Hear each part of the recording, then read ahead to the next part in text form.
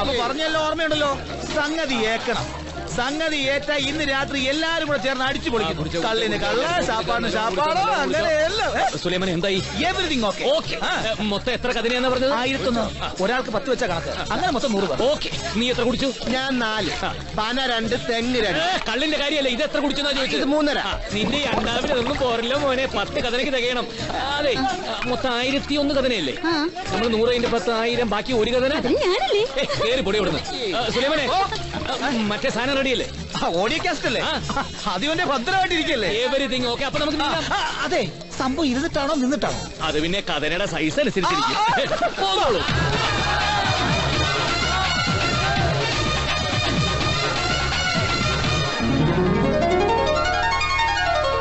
പ്രിയമുള്ള നാട്ടുകാരെ, സഹോദരി സഹോദരന്മാർ, പുറം നാട്ടിൽ നിന്നും ഉന്നത വിദ്യാഭ്യാസം നേടി കൃഷ്ണപുരം ഗ്രാമത്തിന്റെ അഭിമാനമായി മടങ്ങിയെത്തുന്ന കുമാരി സത്യഭാമ ഈ മണ്ണിൽ വന്നിറങ്ങുമ്പോൾ വമ്പിച്ച ഖരഘോഷത്തോടുകൂടി ആ പുണ്യവതിയെ സ്വീകരിച്ച് ആനയിക്കണമെന്ന് വിനയാനുജനായി ഞാൻ അപേക്ഷിച്ചുകൊള്ളുന്നു. സ്വീകരണ ചടങ്ങിനെ കുറിച്ചുള്ള കാര്യപരിപാടികൾ വിശദീകരിക്കുവാൻ ഞാൻ ശ്രീമാൻ കൊപ്രാപുരയ്ക്കൽ കർണനെ ക്ഷണിച്ചുകൊള്ളുന്നു. തുടർന്ന് നടക്കുന്ന സമൂഹ സദ്യയിൽ എല്ലാവരെയും എല്ലാ നാട്ടുകാരും പങ്കെടുത്ത് വിജയിപ്പിക്കണമെന്ന് അഭ്യർത്ഥിക്കുകയാണ്, അപേക്ഷിക്കുകയാണ്.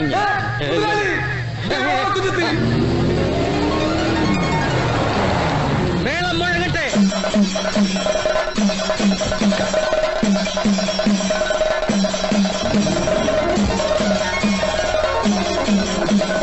സത്യഭാമേ, PA ശ്രീരാളിനെ വന്നതിൽ അച്ഛന് സന്തോഷം.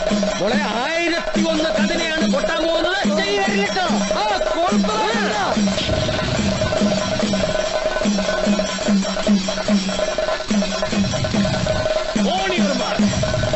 റെഡി, ഒഴിച്ചോടാ.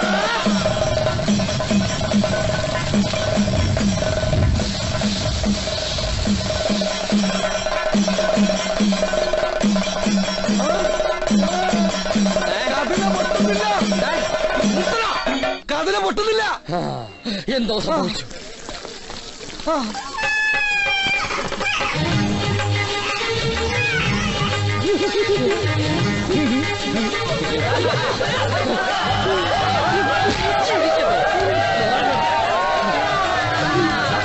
മോളെ വീട്ടിലോട്ട് വെക്കാവോ?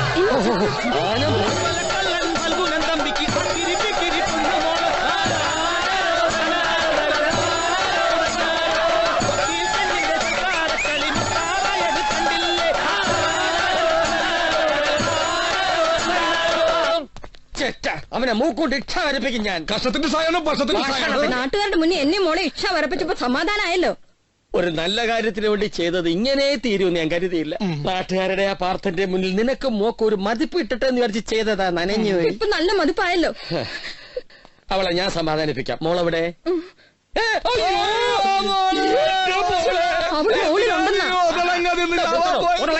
തേങ്ങ തിന്നില്ല. അവള് മേളിലുണ്ട്. ഞാൻ തെറ്റിദ്ധരിച്ചു. മോളെ മോളെ ഭാമ ഒന്ന് വാതിൽ തുറക്ക. മോളെ ഭാമ ഒന്ന് വാതിൽ തുറക്ക്. അച്ഛൻ പറയുന്നത് ഒന്ന് കേക്ക് മോളെ. അച്ഛൻ പറയുന്നത് കേൾക്ക് മോളെ.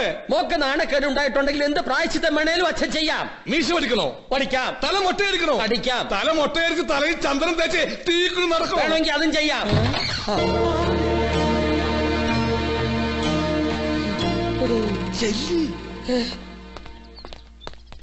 മോളെ, കാലം കുറയായി ആ പാർത്ഥം കാരണം ഈ അച്ഛൻ അനുഭവിക്കുന്ന മനോവേദനയ്ക്ക് നാണക്കേടിനും ഒന്ന് പകരം വീട്ടാൻ നോക്കി. അതെ, പകരം വീട്ടാൻ തക്കവണ്ണമുള്ള ഒരു തെറ്റും അച്ഛനോട് പാർത്ഥേട്ടൻ ചെയ്തതായി എനിക്ക് തോന്നുന്നില്ല. അച്ഛന്റെ പെങ്ങളുടെ മോനല്ലേ, പോരെങ്കിൽ എന്റെ മുറച്ചെറുക്കനും. മോളെ, അവൻ മുറച്ചെറുക്കനല്ല, കുറുക്കനാ. കാലൻ, കരിങ്കാലൻ. അച്ഛന്റെ ഉയരെടുക്കാൻ അവൻ കാലവാസം കൊണ്ട് നടക്കുക. അതെ, ദൈവങ്ങളെ തെറി പറഞ്ഞു നടന്നിരുന്ന അവനിപ്പോ ക്ഷേത്രഭരണം കിട്ടണം. പൂട്ടിക്കിടക്കുന്ന ക്ഷേത്രത്തിന്റെ താക്കോൽ അച്ഛന്റെ വസൂലാക്കി അതിനകത്തുള്ളത് മുഴുവൻ കട്ടുപൊടിക്കണം.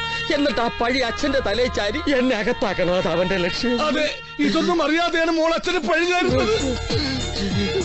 പണ്ഡിറ്റ് ജവഹർലാൽ ഇന്ദിരാജി എന്ന പോലെ, സുൽഫിക്കർ അലി ഭൂട്ടോയ്ക്ക് ബേനസീർ എന്ന പോലെ അച്ഛന്റെ പിന്നിലെ ശക്തിയായി നിന്നെ നിർത്തി അവനോട് പകരം വീട്ടാമെന്ന് അച്ഛൻ കണക്കുകൂട്ടി.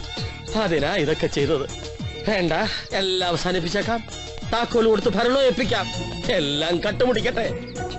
എന്നിട്ട് പല്ല് കൊഴിഞ്ഞ സിംഹത്തെ പോലെ ഈ ഫൽഗുനൻ തമ്പി ഈ ചെറിയ വീട്ടിലെ ഏതെങ്കിലും ഒരു ഇടനാഴിയിൽ ജീവിതകാലം മുഴുവൻ ചുരുട്ട് കുടിക്കുള്ള കരുത്തി കരുതലിൽ പതറരുത്.